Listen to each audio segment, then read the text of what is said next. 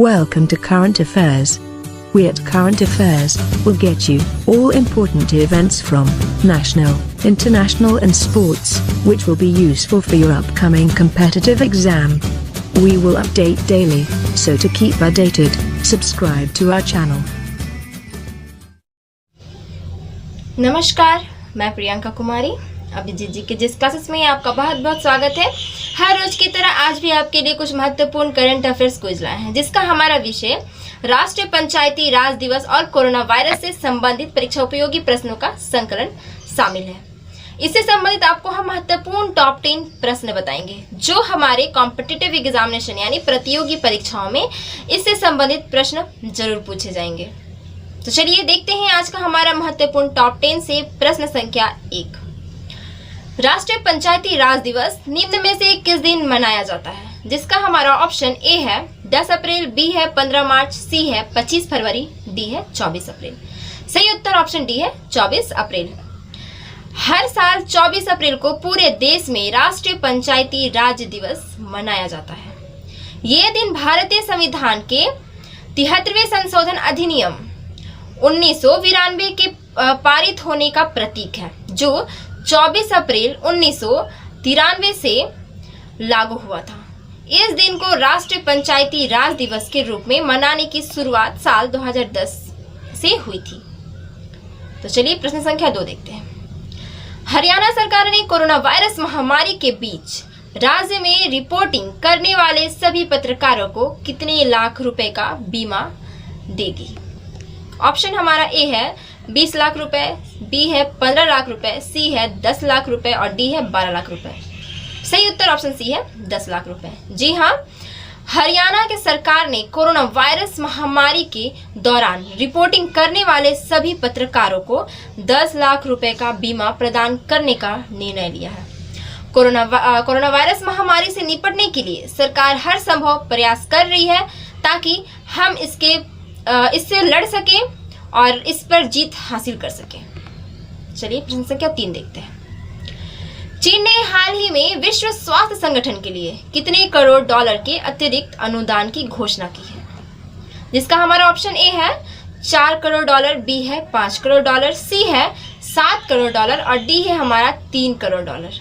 जिसका सही उत्तर ऑप्शन हमारा डी है 3 करोड़ डॉलर।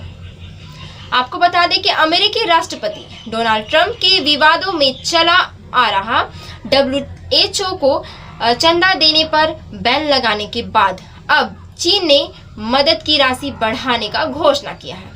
चीन ने कहा कि उसने कोरोना महामारी के इस दौर में WHO ने कई स्तर पर मदद की है। इससे पहले चीन ने WHO को 2 करोड़ डॉलर दिया था। चलिए प्रश्न संख्या 4 की ओर चलते हैं। केंद्र सरकार ने कोविड-19 महामारी के कारण सरकार के खजाने पर बढ़ते दबाव के चलते 1 जनवरी 2020 से लेकर किस तारीख के बीच दिए जाने वाले महंगाई भत्ते और महंगाई राहत की किस्तों के भुगतान पर रोक लगाने का फैसला किया है? जिसका हमारा ऑप्शन ए है 1 मार्च 2021, बी है 1 जुलाई 2021, सी है 1 जुलाई 2022 और डी है हमारा 1 दिसंबर 2021। जिसका हमारा सही उत्तर ऑप्शन बी है हमारा 1 जुलाई 2021।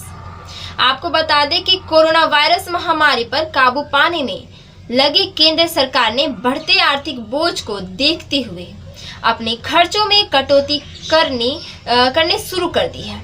सरकार ने इस दिशा में आगे बढ़ाते हुए अपने कर्मचारियों और पेंशनभोगियों को मिलने वाली महंगाई भत्ते की नई किस्तों पर 1 जुलाई 2021 तक के लिए रोक लगा दी है।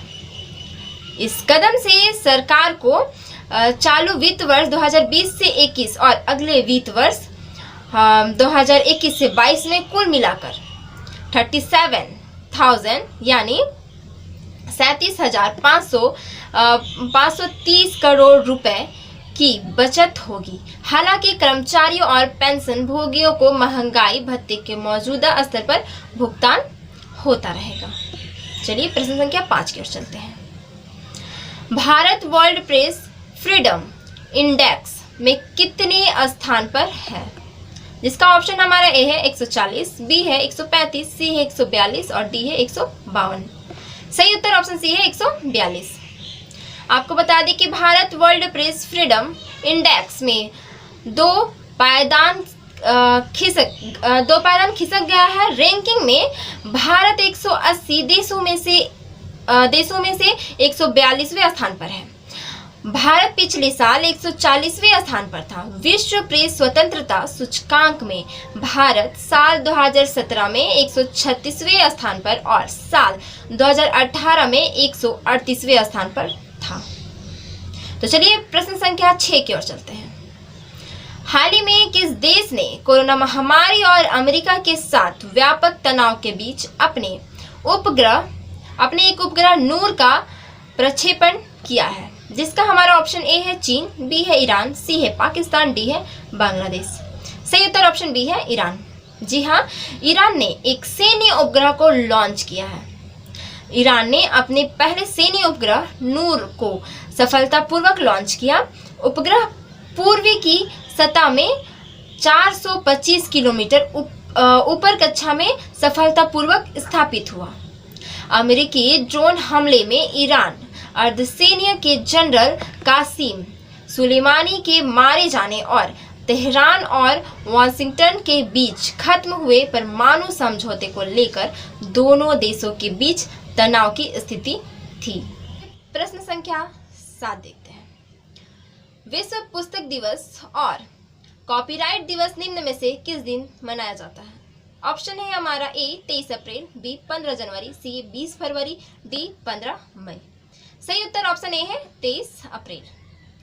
विश्व पुस्तक एवं कॉपीराइट दिवस प्रत्येक वर्ष 23 अप्रैल को मनाया जाता है। इसे विश्व पुस्तक दिवस भी कहा जाता है। यूनेस्को ने 23 अप्रैल को विश्व पुस्तक दिवस के रूप में मनाने का निर्णय लिया था। यूनेस्को के निर्णय के बाद से पूरे विश्व में इस दिन विश्व पुस्तक दिवस मनाया जाता है।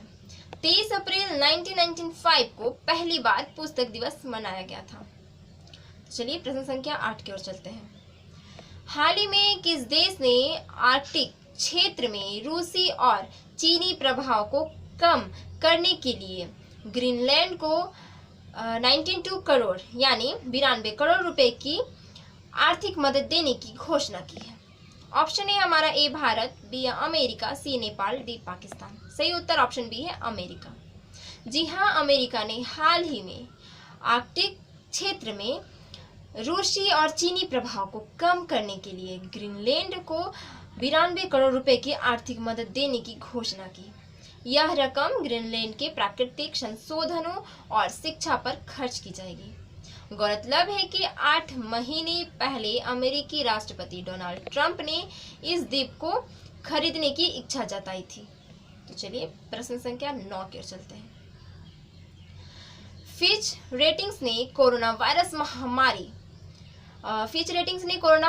महामारी के चलते लागू किए गए 2020 से 21 में भारत की आर्थिक वृद्धि दर का अनुमान घटाकर कितने प्रतिशत कर दिया है? ऑप्शन है हमारा ए 0.8%, बी 1.5%, सी 2.5%, डी 1.9%। सही उत्तर है हमारा ए है 0.8%। आपको बता दें कि कोरोना वायरस महामारी के चलते लागू किए गए लॉकडाउन और वैश्विक आर्थिक मंदी के कारण ऐसा किया गया। फिच रेटिंग्स ने कहा कि भारत के सकल घरेलू उत्पादन यानी जीडीपी की वृद्धि दर अप्रैल 2020 से मार्च 2021 के दौरान 0.8% तक रह जाएगी। तो चलिए हमारा टॉप 10 का प्रश्न संख्या 10 की ओर नजर डालते हैं। किस राज्य के एक महिला नवप्रवर्तक डी वासिनी बाई ने क्रॉस पॉलिनेशन के जरिए अत्यधिक बाजार मूल्य वाले फूल एंथोरियम की 10 किस्मों को विकसित किया है? जिसका हमारा ऑप्शन ए है तमिलनाडु, बी है असम, सी है केरल, डी है त्रिपुरा। सही उत्तर हमारा ऑप्शन सी है केरल। जी हाँ, एंथोरियम रंगों की एक व्यापक श्रृंखला में उपलब्ध सुंदर दिखने वाली पौधों का एक विशाल समूह है। इसका उपयोग घरों के भीतर सजावटी पौधे के रूप में किया जाता है, जिसके कारण इसकी विभिन्न किस्मों की मांग अधिक है। एंथोरियम घरेलू उपयोग में लाई जाने वाली विश्व के प्रमुख फूलों में से एक है। ये दिखने में सुंदर होने के साथ साथ आसपास की हवा को भी शुद्ध करता है। तो चलिए, आज का हमारा महत्वपूर्ण टॉप 10 प्रश्न यही समाप्त होता है। दोबारा मिलेंगे आपसे कुछ महत्वपूर्ण करंट अफेयर्स टॉप 10 प्रश्नों के साथ। बने रहिए हमारे चैनल पर और आपसे निवेदन है कि आप हमारे चैनल को लाइक, सब्सक्राइब, शेयर और कमेंट जरूर करें। नमस्कार।